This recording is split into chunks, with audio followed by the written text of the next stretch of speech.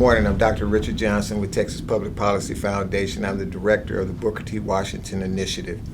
And in the Booker T. Washington Initiative, what we do is we take a look at education policy, criminal justice reform policy, as well as healthcare, energy, and all of those different campaigns. And we look at those policies to determine the impact that they'll have on the minority community, the black and brown communities. And from that point, what we do is we make recommendations to amend policies if they're having an adverse effect on the minority communities, or we make recommendations for new policy. So today we're going to be talking a little bit about education policy, but how education policy actually correlates to criminal justice reform policy. School to prison pipeline. If any of you guys have ever heard of school to prison pipeline, it actually is a real deal. And we're going to talk about, parental freedom and educational choice, and the role that parental freedom and educational choice plays in reforming criminal justice. And I know that seems a little funny when we talk about, education reform impacting criminal justice reform, but hopefully by the end of our conversation, you'll be able to see exactly how the two are intertwined together. So where did educational choice come from? Where did it start? Well, actually, our first step in the educational choice, or what we used to call school choice, parental freedom, began in Wisconsin with the Wisconsin Project. And many of our colleagues here in Texas have gotten some misinformation about the origin of school choice. Well, if you drill down to the beginning of school choice, you'll find a lady named Polly Williams, State Representative Polly Williams, in Wisconsin, who's an African American female who actually was also on welfare with 4 children and a single parent. And so the problem was all the kids in her community were going through these chronically failing schools, and you could predict their outcome, which was going to be prison.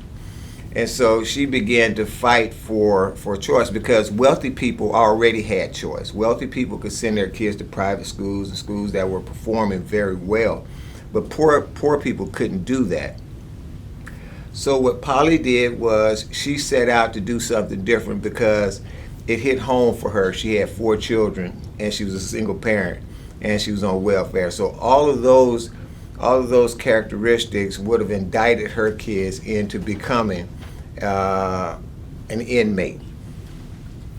And so from that point, we fought to right where we are right now. Right now we have about 31 states that have some form of school choice. However, here in the state of Texas, we're still battling and praying to God that we can get it across the finish line this legislative session. But school choice is very, very important. Parental freedom is very important. There are some consequences to failing public schools. To alleviate the concept of private school versus public school, we want to look at the outcomes of private schools versus the outcomes of failing public schools, because most people will agree that schools that are performing well and have good outcomes, we want them to continue to thrive. It doesn't matter whether it's public, private, charter. It's the best for students. But when we have these chronic failing schools that create an infrastructure for the school to prison pipeline, those are the areas where we want to be able to offer those parents a way out. Because right now they don't have a way out in the state of Texas, and those kids continue to feed into the criminal justice system. So when we look at what target populations, predominantly it's going to be black and brown communities. So you're going to have a huge set of black and brown folks from the black and brown community feeding into the criminal justice system through these chronically failing schools. And we also look at the zip codes and political subdivisions, because most of these schools are surrounded by their communities within a certain zip code. So what we did was we had an opportunity to take a look at the top 30 zip codes, primary zip codes that feed into Texas criminal justice system, which is the prison system. And we looked at what schools were in those districts, in those zip codes, as well as the demographics of those zip codes. Now, 70% of the students, not students, but 70% of the inmates that are in the Texas criminal justice prison system are reading below a third and fourth grade level. And that's very important, because that's the linchpin, the failure of education, and the creation of a thriving criminal justice system.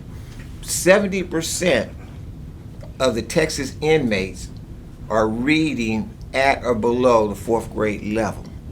So there's a correlation between dropping out of school and dropping into criminal justice.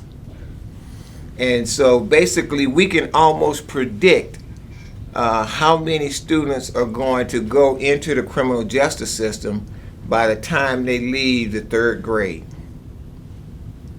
And then start planning for beds 10 years out in the juvenile system, and then another 13 to 14 years out into the actual prison system, based on what? Their educational performance and what they're attaining academically. Now, that demonstrates the correlation between criminal justice and education. They're tied together. A thriving education system will starve out a criminal justice system, but a failing education system will create a thriving criminal justice system, if that makes sense. And so we look at the demographics of the black and brown and white communities in Texas. Right now, the 2020 census, as a result of the 2020 census, African Americans make up 12% of Texas population.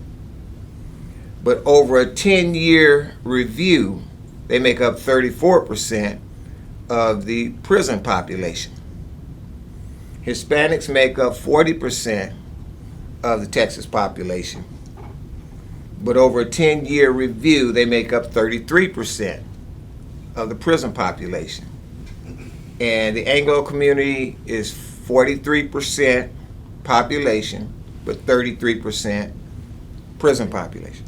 Now, being an African American man, I look at this and I say, well, look, if my group only makes up 12% of the whole state population, and consistently over the last 4 years, we averaged it out 34%, which is the highest percentage of those who are in prison, then I have a very high stake in the game in terms of trying to figure out this problem.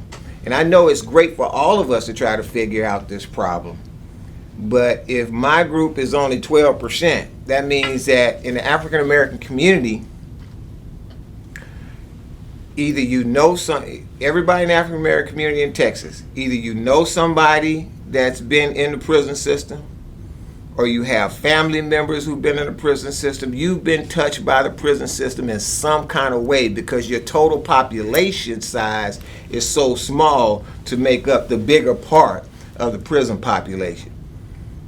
And so we then look at this and say, look, we have a stake in this fight. We have to figure out this problem, and we have to make sure that we really help get the message out in terms of what's going to be a transformative element that would affect reducing the school to prison pipe, actually cutting off the school to prison pipeline and reducing the amount of folks that are going into prison simply because of a failing education system.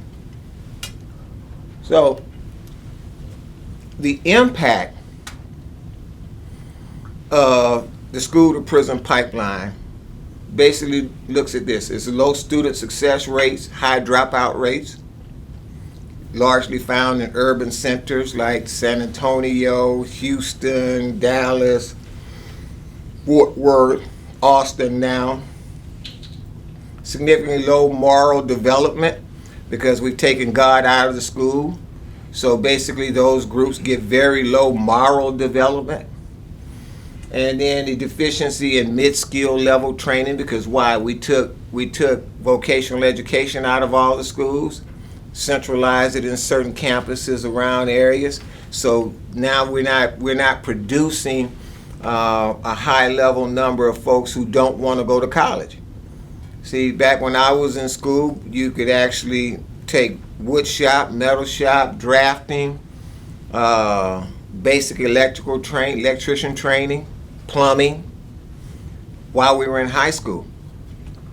In 1982, they removed those from those vocational or trade training in high schools and put them into what we now call community colleges. Back then, we used to call them junior colleges. And I was born and raised in Houston, Texas, so I grew up there. We had Houston Community College, when I was growing up, had 500 students in the whole system. Because why? Everybody else got their trades while they were in high school. Either you chose to go to college and get a master's, bachelor's, or doctorate degree like myself in liberal arts and sciences, or you chose to go into the trades. But all worthy professions and very necessary for the Texas job and employment market, what we needed.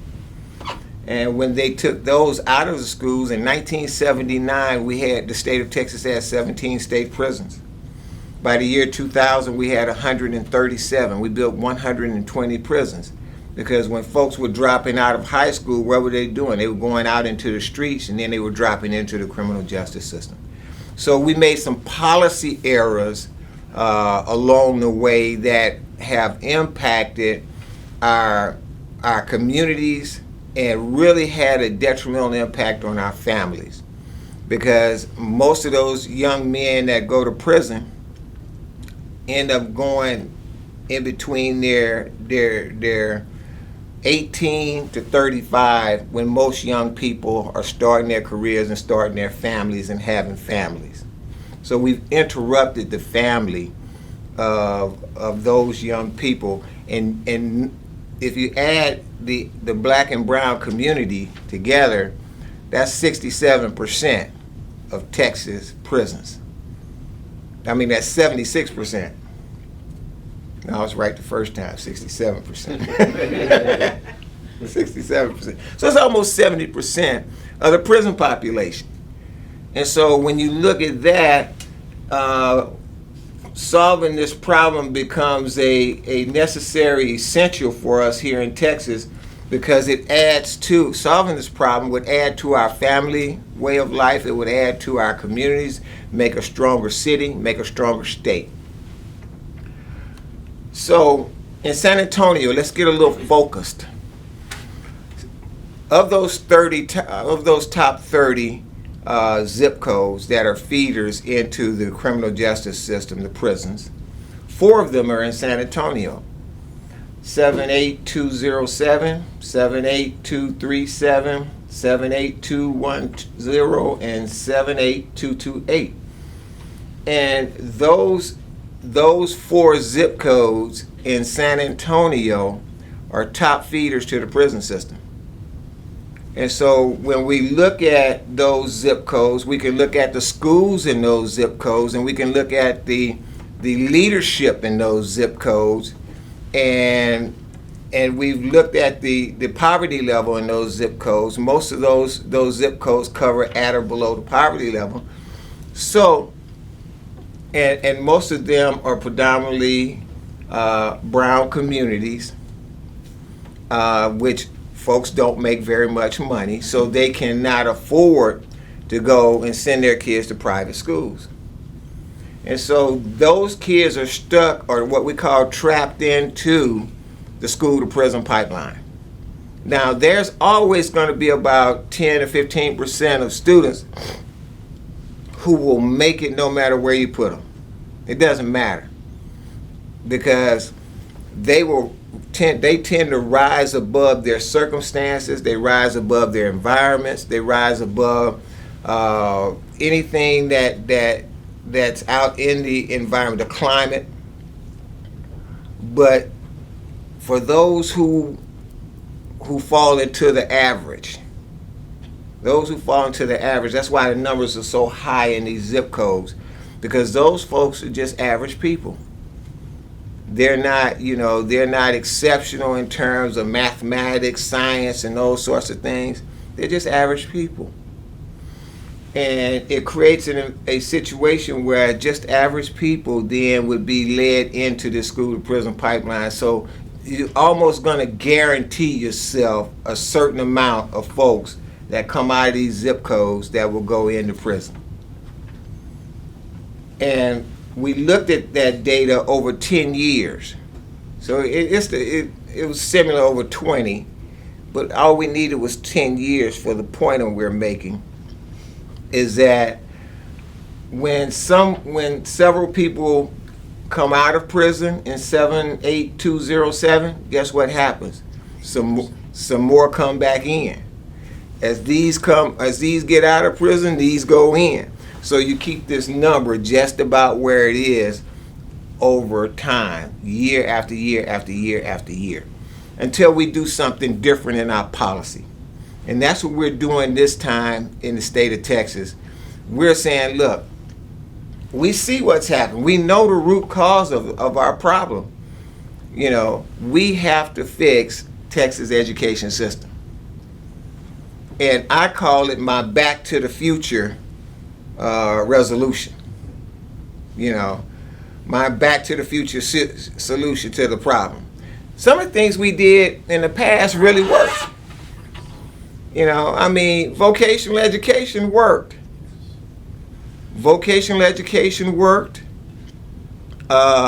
Tying industry, connecting industry back into the schools through what we used to call co-ops, internships, apprenticeships, paid internships, paid apprenticeships. Those things worked for us in the 50s, 60s, and the 70s, all the way up to 1982 when they were taken out of the high schools. So what's wrong with recognizing that, hey, we made a bad mistake with some policy, let's fix it? Because it can all be fixed through policy. And most of the time our folks get caught up in the politics and not in the policy.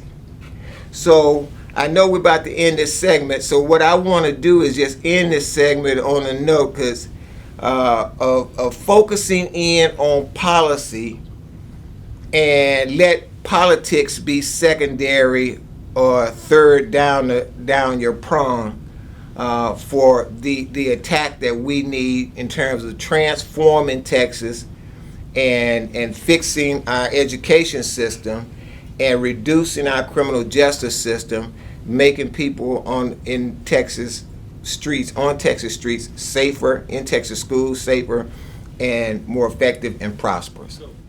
And Jacqueline, we were discussing vocational education, the importance of it in terms of reducing the school to prison pipeline by engaging students that may not want to go to college and earn a bachelor's, master's, and doctorate degree with big time loans. So what are you seeing out there? As far as the magnet schools and propping up kind of some failing districts and taking those kids and maybe giving them a path. Yeah. I think it would be an effective way to maybe stymie some of that, and then it kind of on a different note, there's a restorative justice system that is not working for kids in schools these days, that I think is fueling that prison pipeline, where there's not a real measure of discipline on our campuses these days. I think that's the main thing that I'm seeing, and that I was seeing in the district where I was running for school board. I think it's a great idea to look at these chronically failing schools and bring additional academic programming into them, because obviously you're not reaching the kids, you're not reaching the larger body of kids. So creating a study and saying, well, look, 50% of our kids don't want to go to college. 50% of our kids want to go straight into industry. They want to become entrepreneurs. They want to explore, the whole business world. And so learning a trade is a great way to start about doing that. Most of the people who take up plumbing actually end up becoming business owners and owning their own business. Same thing with electricians, same thing with construction engineers. They end up owning their own business. They become entrepreneurs. If you look at some of our great entrepreneurs, Bill Gates, Steve Jobs, those guys, they went to college for a little bit and they were like, oh man, I need to go. This is too small for me right now. I've outgrown that. The business world is out there. Entrepreneurship is out there, and Texas needs that. So we need to now begin to bring those trades back into those areas and tapping into the talent that's in those schools that are being suppressed with the idea of saying, if I don't go to college, then I'm nothing.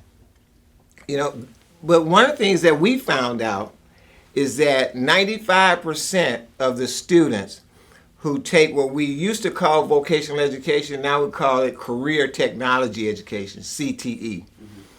95% of those students that participate in career technology education graduate. Of that 95%, 70% of them go on to get higher certificates and degrees. So they get into the workforce, they go on and go back to higher ed, further their education, because they say, I want to climb the ladder. I want not just to own my business, start my business. I want to be a pioneer in the industry. So I go back and get more education. So they build that, we call it stackables. They stack that on top of what they have. But the worst case scenario, they can go out and make a real decent living for their families. Plumbers now are six-figure people, And then when we flip that side and look at that, cuts the school to prison pipeline. And then also dealing with recidivism, when folks end up going into prison, we have programming there to reduce the recidivism rates. And I'm going to share something with you, but I want to bring Juan into the discussion. And after he shares what he shares, I want to share something with you that I found that really reduces the recidivism rate, and you'll be surprised about what it is. Go ahead, Juan. What are you thinking about recidivism? Well, recidivism, I think, is somewhere around 79%, 80%, or, eight of the people that are getting out are going back in. And my understanding in business is that if you have 5 years of loss, it's questionable if you should stay in practice with your business because you're losing money. I'm not sure about this, but I think that even the government, the IRS, can come in and find out why are you not paying us, because they might have a right to question you. Well, what's happening in the prison system is if 80% of the people that are getting out are going back in, and it wasn't like that back in the 50s and 60s, something changed. And so what we need to find out is what's going on in the prison system that's causing the people to go back. There's something that is not being done in the prison system because it's supposed to be for rehabilitation. Right. And they're not being rehabilitated. So something is missing in that system. But I said earlier that's not the root of it, that's the fruit of it. And you have to get to the root of the situation, and that's back at the house. Basically, well, if the house isn't doing it, then the schools have to do it. If the house isn't doing it, then the prisons have to do it. So, again, we have a three-headed dragon there, but what we need to do is if the parents aren't going to change and raise their children properly. I said earlier, there was a time when I went to school where you had two categories in your report card. And you had academics, and then you had citizenship. And if you got an A in math, but you got an F in citizenship because you misbehaved, that had to be addressed. And things like that aren't being addressed today. Anyway, the deal is that we need to make policy changes, and maybe, like you said, go back to the future, go back to the 40s and 50s. And what were you doing in schools then that worked? Right, And what were you doing in the prison system that was working better? And see if we can integrate some of those policies back into these programs. Yeah, let's unpack a little bit of that because you touched on a couple things. If you go back to 1965, Patrick Moynihan, it's called the Moynihan Report, basically stated that, you know, when they instituted the welfare system, that they were doing something, it was going to create something that slavery could not do, and that was break up the family. And so basically when you have a situation where the government steps in and starts providing resources for one person, but then says in that policy that if you're married, you lose your resources, you lose your help. Guess what happens? In 1965, and there was 75% of black households had two-parent families. Right now, 75% have one parent. Because what people are doing, they're divorcing each other and they marry the government. And the government does a very poor job at raising families. And so we know that. So if we can then fix that policy, we call it benefit cliffs. You know, if they get married, they fall off a cliff and lose benefits. So you find a lot of folks saying, I'm not gonna get married, even though I love this person. But if I marry this person, I'm gonna lose, you know, $50,000. That includes health care and everything else of benefits. So these are things that we work on at TPPF, Texas Public Policy Foundation, to fix in our policy. And you'll see some of our bills and some of our policies coming forward to address that family issue. And now talk about, I wanted to give you guys this because 17 years I was president of Louisiana Prison Chapel Foundation.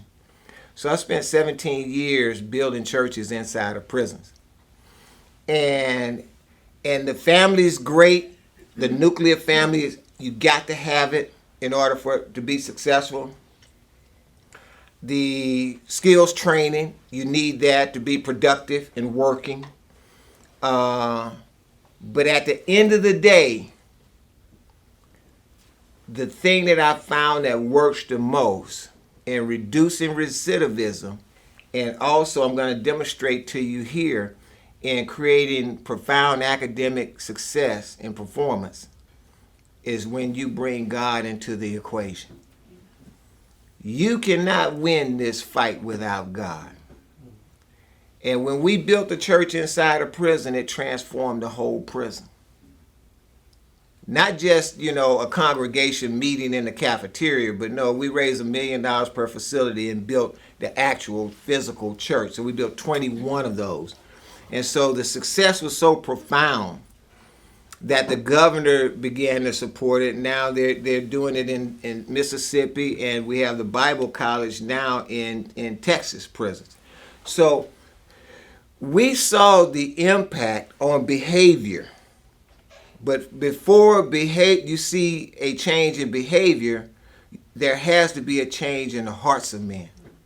And God transforms the hearts of men. You see, not you or I, not a good program, not a good counselor, therapist. You know, I've been a therapist too, so not a good counselor, therapist. But God himself changes and transforms the hearts of men. And when that transformation happens in a man's heart or a woman's heart, their whole behavior changes. And it didn't just change, I witnessed it.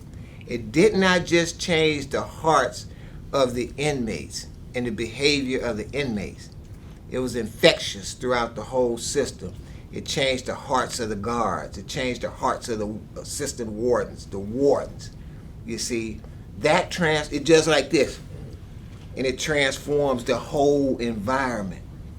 And so what I want to say in terms of that, and then I want to get back here. I want to get away from the prisons. We get back on education.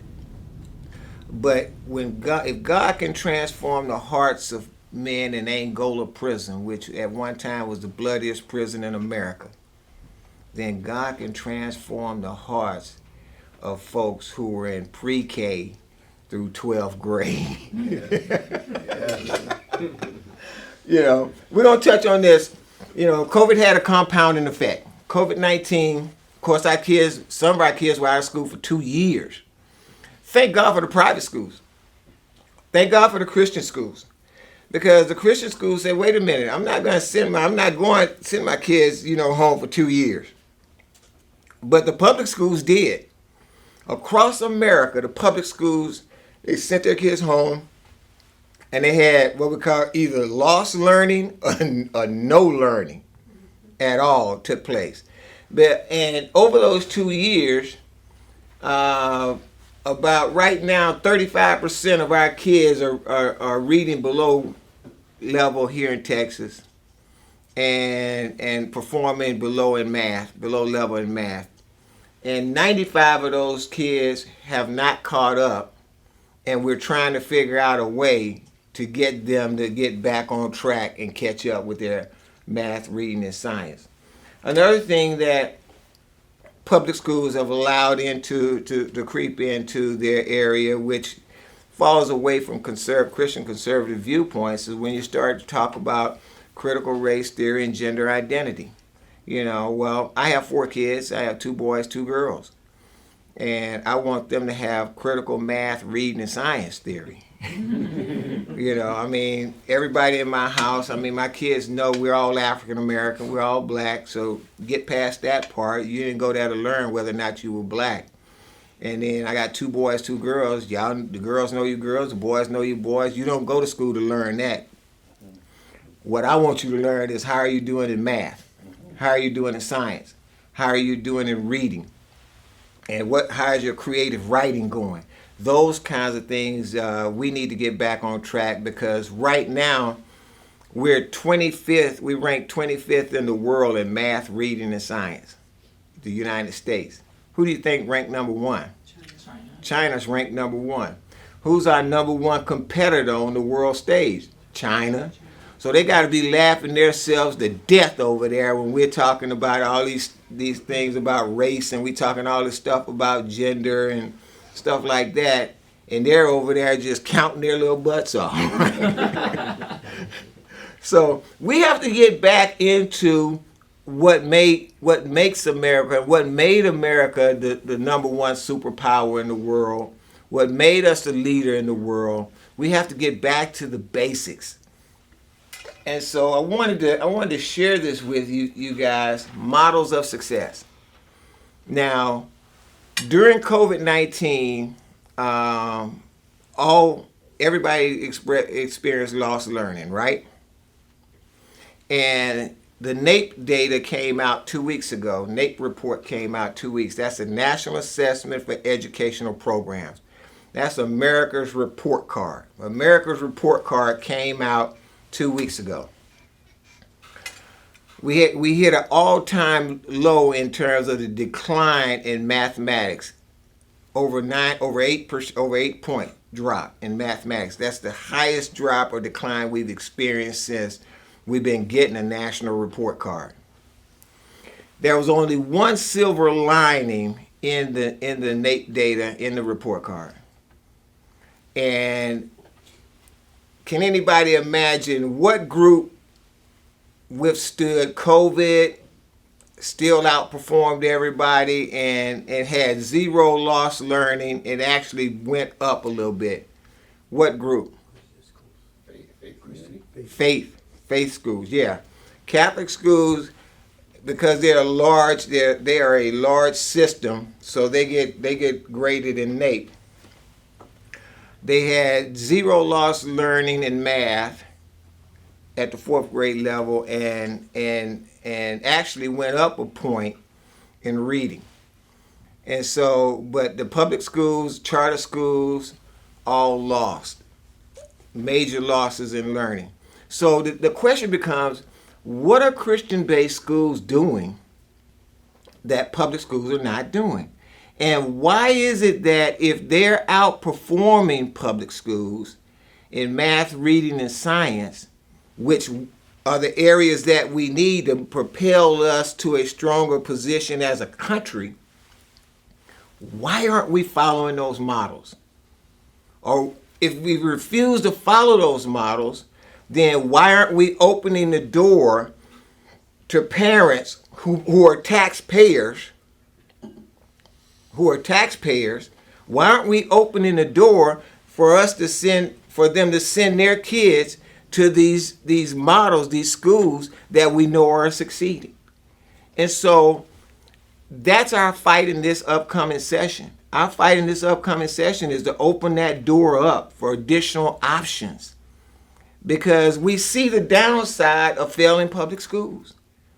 And we're locking people in to a situation that's going to tear their families apart, rip them apart. These are Texans. These are Americans. These are not people. This is not like when I was in the Army. I was in the Army for 8 years. They say, okay, that country over there is the enemy. You're supposed to go over there and try to rip that village up, But these are Texans. These are Americans. These are us. Why are we locking our own kids into a system because of somebody's pride, maybe? Drop your pride. Let's look at the facts. The numbers are the numbers. And when we look at that, I took this data back and looked at over the last 20 years. Consecutively on the NAEP report cards, over the last 20 years, Catholic schools have outperformed public schools. That means faith schools have outperformed public schools every year, year after year for 20 years. But I can tell you why I think that, I can tell you what the difference is. When you go to a faith academy, a Christian-based school, a faith academy, you're going to brush up against the cross a little bit. And that's going to transform your behavior, because it's going to transform your heart. And then you're going to be more attentive because you're not acting out. You're going to be more attentive to math. You're going to be more attentive to your reading. You're going to be more attentive to science. So you're going to outperform those people who are not. That's just simple, isn't it? Mm-hmm. It seems like a no-brainer. It seems like to me, and most parents, you take Texas, we did a poll, ran a poll, a survey poll. Over 80% of black and brown parents want parent choice. Over 80% of black and brown parents want the dollars to follow the child, their tax dollars to follow the child. So you have the other side saying this is their argument. What a lot of those folks are poor people. They're not high income taxpayers, high income bracket taxpayers. Maybe not. But see, Texas is not an income tax state. We don't get taxed on our income. We don't have a state income tax. So if you're poor and you buy a loaf of bread, you just paid into the education system, because that tax, we're a sales tax state. So if you bought a loaf of bread, you bought a carton of milk, your money has now gone into that education system. So private schools who are Christian-based faith schools who are performing well, holding up the banner for Texas and America, they need to have an opportunity to help more kids by opening up the door to choice and letting the dollars follow the kids, so that those schools can be sustainable just like public schools. And with that, we're going to break this segment off and we'll come back. Yeah, what we were talking about is basically, if I buy a cup of coffee, I have now paid into the public school system, because the tax off of that coffee, a portion of the tax off that coffee is going to go into our educational fund. And basically, around 50%, or close to 50% of our budget goes toward education. That's a huge part of the state budget. And we hear the argument, if we just had more money, well, what do you want, 100% of the state budget? What are we going to do about roads and transportation and everything else? No, it's not necessarily the money, but what we actually trying to do is use the money that we have now and actually be able to be more effective with outcomes. That's our biggest issue. But at the end of the day, if you buy something in Texas, you are a taxpayer who's paying in the Texas education system. And I think you had an interesting way of putting that, Juan. Well, there was a phrase that we learned in history many years ago, taxation without representation. And they had a big war because of that. But, you know, when you said that if we're paying into the educational system through our taxes, then we should have a little say-so on where that money should be allocated to. Novel idea, huh? Yeah. And that way, if I allow my kids to go to a particular school, then the money should follow them because I'm paying into the system through the taxes of the products that I buy. So then that way I can say that would be taxation on me with representation through the education system. So we could flip that and get some now, representation before we have a war and throw all the tea in the sea, right? and you said something about, you know, that about the millions of dollars that go into education here in Texas, and that we need more money. Well, I think I heard 25 years ago when they brought the lotto system into Texas that money was going to go for education. And there's billions of dollars that came in since, billions. And so where are those billions of dollars that were supposed to be used for education? That's the way they pushed the lotto in Texas. And not just the lotto. I mean, those billions, you talk about a few billion a year in lotto money, but, you know, tax dollars, we're talking, you know, over 100 billion. Okay. And so that's already in the budget for education. And right now we have what's called a surplus. Our rainy day fund has increased. So money is not our issue. You know, it's the academic programming that's what our issue is, and how we're deploying those. Marcia, you had some wonderful ideas. Well, and one of the things that as a school board member I've noticed, we have struggles getting our kids to school. Our kids within our district. In public school. In public school. Mm-hmm. We have transportation, we provide transportation, we are desperate for drivers right now. And then we also have kids who, if they had a choice to go to another school, wouldn't be able to get there. Mom and dad are gone at 5 o'clock in the morning and they're responsible for their own method of transportation to get to and from school. And so if they wanted to go to one of these private schools with their tax dollars, which I think is a great idea, we're still leaving a community of kids who can't afford and don't have a means to get to those choice schools. So we still have to have some improvement of our public school systems and make our public schools a school of choice. I want our schools to be a school of choice. Now, we can't do that without God.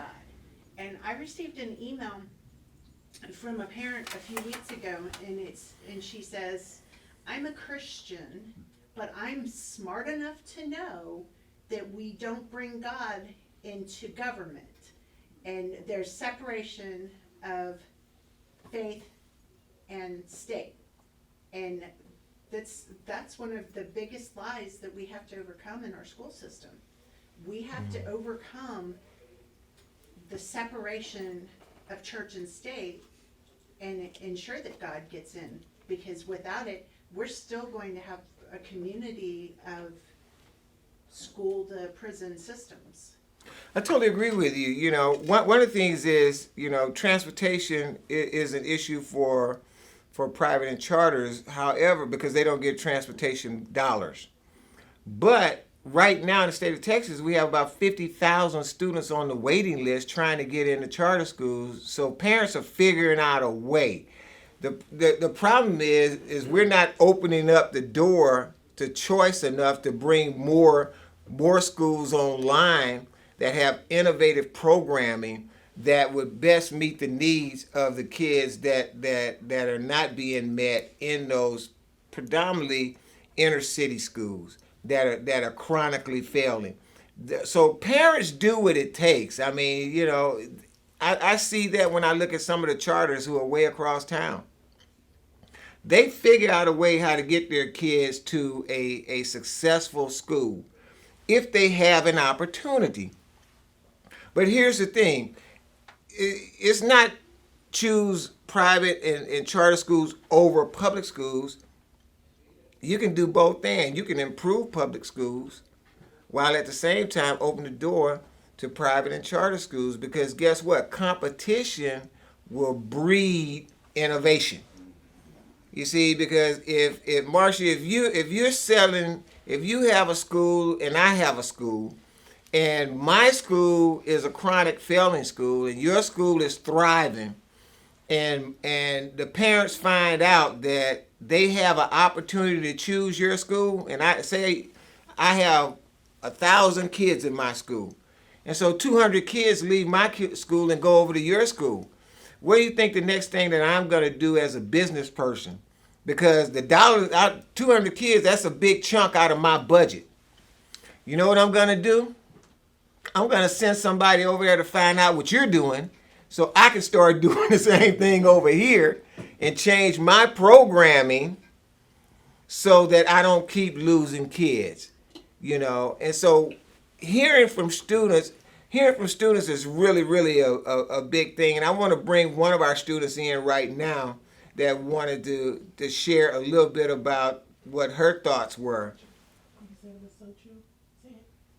So this is actually true in many sentences about how the system affects where the kid is going to go in the future. I've had a fair share of public school in my life. Sometimes it feels like the people who are teaching the kids aren't really putting their effort into teaching them, because there's not a lot of, there's like so many kids and the kids are just like all over the place, and so the teacher is like, I'm not even gonna try, I'm just gonna throw something out there for y'all, and if y'all do it, y'all do it, and if y'all don't and y'all fail, that's it. And so it's very true how you could set up a kid's future in that sentence.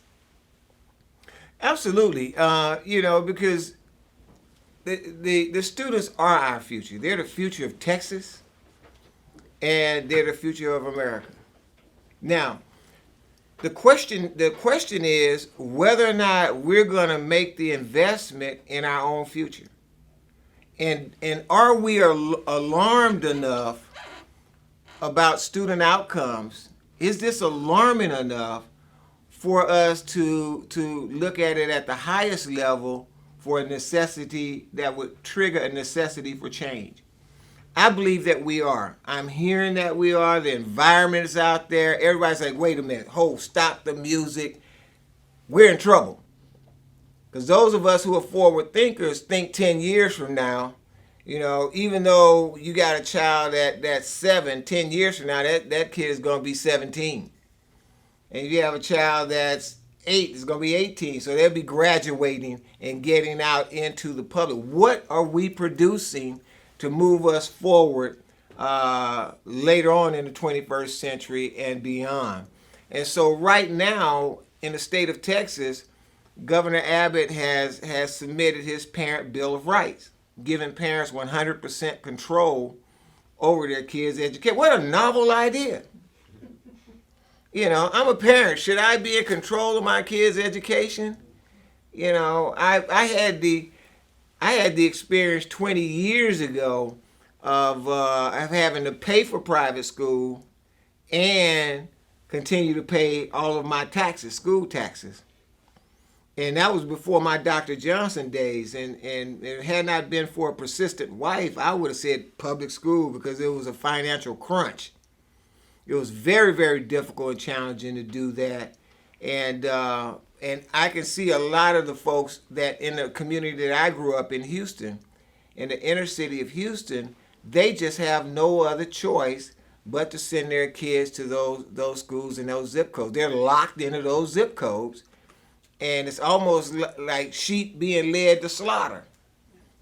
You know, and the interesting thing about that is, which most of us don't want to talk about, is most of the people who represent the constituents in that zip code will not send their own kids to those schools. They'll send their kids to private school. What kind of statement does that make? You ought to be a poster child for school choice, for parental freedom. You ought to be a poster kid for that. But when we look at the data, look, it's not going to break public schools. I'm going to be honest with you. It's not, opening up for choice and options is not going to break public schools. 90% of our kids right now go to public schools. That's a whole lot, that's a big chunk. If you open up to parental choice, it'll probably go up to maybe 20% choice, 80% public schools. Voila. At the end of the day, guess what happens? Who benefits from it? Who benefits from the competition? The kids. Ultimately, us, our future. Right? We get a better future. I did a study some years ago when I was at Prairie View A&M on the impact of parent choice. And much to my surprise, the outcome of that study revealed that public schools actually, where choice was implemented, public schools got better. But that's a no-brainer because we live in a free enterprise, free market system, right? Competition breeds what? Innovation. You get creative. Right now they don't have God mentioned nowhere in public schools. Why? Because they don't have to. They don't raise their academic performance and their teacher engagement, teacher-student engagement. Why? Because they don't have to. They get paid for not doing it. They get paid for failing. What business person, what business model you know gets paid year after year and continues year after year scoring 50 on your grade on the business model level is 50, and you get paid the same amount year after year? No one does that. That's a crazy business model, isn't it? Right? And look, if faith-based schools are outperforming public schools, why aren't we supporting them? It's all Texas kids. It's all Texas kids, right? Now, but here's the thing. The Texas Article 7 in the Texas Constitution, you can look it up. Article 7 in the Texas Constitution requires the Texas legislature to provide a free and efficient education to the public. Free and efficient. The operative term is efficient. Some students are getting efficient education and some students are not. But the legislature is required to provide that in our Constitution. So if you're not providing it, and it says for all Texas kids. So if you're not providing that for all Texas kids, what are you doing? You're in violation of Article 7 of the Texas Constitution.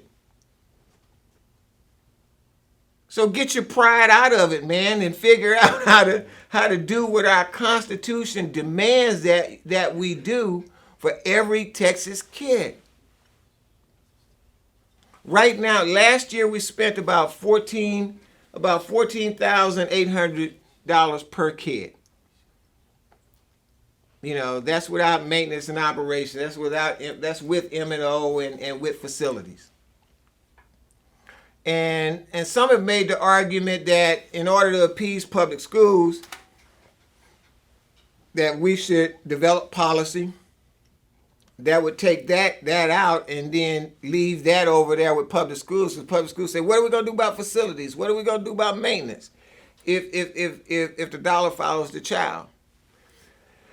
But is it fair even to the private schools that are being effective in math, reading, and science, holding us up across America, because everybody else failed, holding us up across America in math, reading, and science? Is it fair not to give them the whole $14,800? They have maintenance and operation that they need help with. They have facilities that they need help with, right? You know, so even as a fallback, I'm an old Army guy, even as a fallback position, still, is it really fair not to give them the same amount of support that you give in public schools? Because remember, when you look at Article 7, It doesn't say that you have to create a public school and fund a public school. You have to fund kids. They want the kid to be educated. They don't care nothing about the building over there. The money belongs to the kids. You see? So you fund kids, you don't fund institutions. If it's a failing institution, get out of it. You know, school districts are not, they don't operate in a silo by themselves. The Texas Constitution does not say Bexar County Independent School District or San Antonio Independent School District shall do anything. It says the Texas legislature shall. So the legislature then does what? It creates a school district. It rolls them into others. It dissolves them. See, the buck does not stop with the school district. The buck stops on educating our kids with the Texas legislature, according to our Constitution, our Texas Constitution. And so what we have to do is hold these high-performing schools up as models and demand that our state begin to follow these models for the sake of our kids. Private schools, and particularly faith private schools, are not mandated to move God out of the picture, who transforms the hearts. That's why you have all these folks doing. I looked at the crime in public schools. 96% of the crimes in schools are committed in public schools. Only 4% in charters and private around the country. No brainer. What are the 4% people doing that's alleviating crime in the school place and making it safer that these other guys are not doing? So these other guys, these 96%, need to look at that. We call that best practices. When you have a business, you look around the country and you look around the world for people who are doing the same kind of business that you're doing, and they're very successful at it, and you adopt what we now call best practice. That's the best practice right there. So if faith schools are leading the nation in math, reading, and science, they have the best practice. They have the documented outcomes to make the argument for parental freedom and parent choice. And many of our colleagues here in Texas have gotten some misinformation about the origin of school choice. Well, if you drill down to the beginning of school choice, you'll find a lady named Polly Williams, State Representative Polly Williams, in Wisconsin, who's an African American female who actually was also on welfare with 4 children and a single parent. And so the problem was all the kids in her community were going through these chronically failing schools, and you could predict their outcome, which was going to be prison. And so she began to fight for choice, because wealthy people already had choice. Wealthy people could send their kids to private schools and schools that were performing very well. But poor people couldn't do that. So what Polly did was she set out to do something different, because it hit home for her. She had 4 children and she was a single parent and she was on welfare. So all of those characteristics would have indicted her kids into becoming an inmate. And so from that point, we fought to right where we are right now. Right now we have about 31 states that have some form of school choice. However, here in the state of Texas, we're still battling and praying to God that we can get it across the finish line this legislative session. But school choice is very, very important. Parental freedom is very important. There are some consequences to failing public schools. To alleviate the concept of private school versus public school, we want to look at the outcomes of private schools versus the outcomes of failing public schools. Because most people will agree that schools that are performing well and have good outcomes, we want them to continue to thrive. It doesn't matter whether it's public, private, charter. It's the best for students. But when we have these chronic failing schools that create an infrastructure for the school to prison pipeline, those are the areas where we want to be able to offer those parents a way out. Because right now they don't have a way out in the state of Texas, and those kids continue to feed into the criminal justice system. So when we look at what target populations, predominantly it's going to be black and brown communities. So you're going to have a huge set of black and brown folks from the black and brown community feeding into the criminal justice system through these chronically failing schools. And we also look at the zip codes and political subdivisions, because most of these schools are surrounded by their communities within a certain zip code. So what we did was we had an opportunity to take a look at the top 30 zip codes, primary zip codes that feed into Texas criminal justice system, which is the prison system. And we looked at what schools were in those districts, in those zip codes, as well as the demographics of those zip codes. Now, 70% of the students, not students, but 70% of the inmates that are in the Texas criminal justice prison system are reading below a third and fourth grade level. And that's very important, because that's the linchpin, the failure of education, and the creation of a thriving criminal justice system. 70% of the Texas inmates are reading at or below the fourth grade level. So there's a correlation between dropping out of school and dropping into criminal justice. And so basically we can almost predict how many students are going to go into the criminal justice system by the time they leave the third grade. And then start planning for beds 10 years out in the juvenile system, and then another 13 to 14 years out into the actual prison system, based on what? Their educational performance and what they're attaining academically.